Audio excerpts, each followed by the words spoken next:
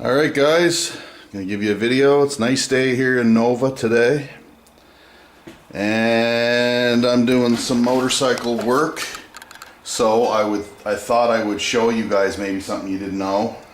It's been a while since I posted a video. I sincerely apologize about that. But life gets in the way, guys, as I'm sure you guys know. Anyway, I got a 1983 Honda CX650E. This is the European model that it was sold to Canada, Australia, and Europe. It wasn't sold to United States, and it's different from the custom, and it's also different from the turbo model. So what I'm doing on this is I just rebuilt the carburetors, but right now what I'm doing is brake calipers.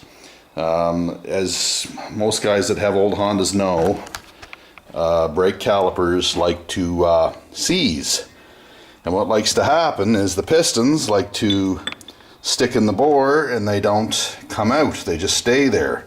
And I'm going to show you how to get it apart and why that happens. So I got the pistons out of this. I want to explain to you a couple things because it's important that you do, if you're going to do this type of work, that you do this so that you don't hurt yourself, because you can hurt yourself bad. So I'm going to explain to you what's happening here. Just pretend this caliper, the pistons are inside. Okay, I'm going to show you how to get it out, the pistons out, without having them fly out and kill somebody or ricochet off your workbench and hit you in the forehead and cause a lot of damage and pain. So let's just assume that those pistons are in there. Here's what I do.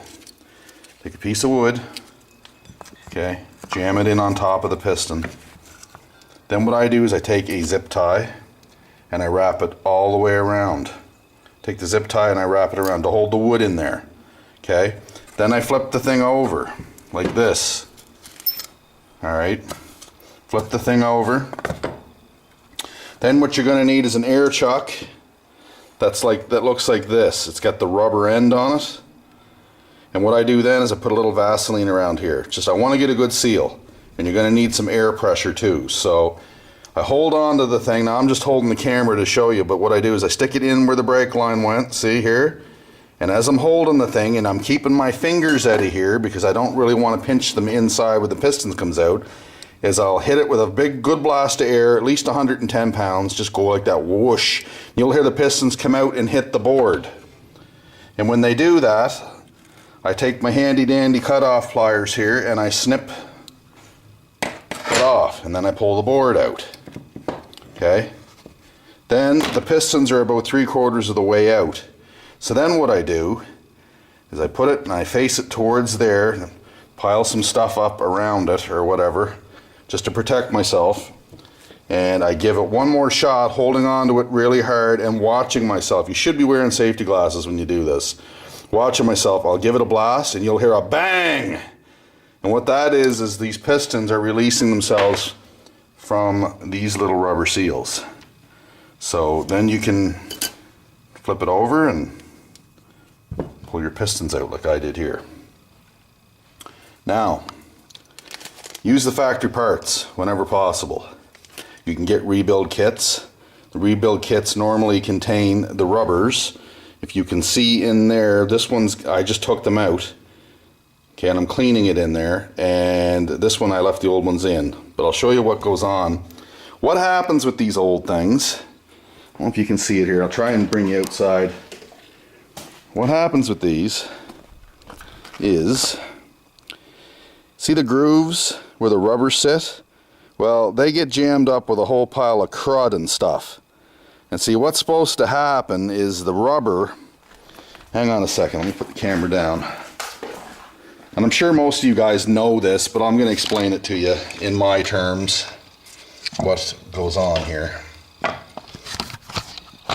So, apologies for the shoddy camera work here. What goes on is the rubber flexes like this. And it's the flexing of the rubber that brings the piston back down off your brake pads when you release the brake handle. It's not brake pressure fluid. Brake pressure fluid pushes from the bottom of this piston to bring it out.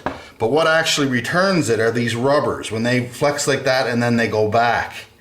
So you can imagine if you've got a whole bunch of crud in your little grooves here, and the rubber goes like that, well, it can't go back into place because there's a bunch of junk under these seals, or the seals are split or whatever. So what I do is I buy a rebuild kit, okay, and it'll come with, well, with this particular caliper, Honda's mostly the same, but there's a thin one and then there's a thicker one. The thicker one goes on the bottom and the thinner one goes on the top. So to fish them out of there, I just use a dental tool, like a little pick with an end on it like that. I just gingerly get in behind there and I just peel my rubber seal out. Let's see if I can do it here without one-handed. Okay, there, like that. Just grab that seal, just pull it out of there.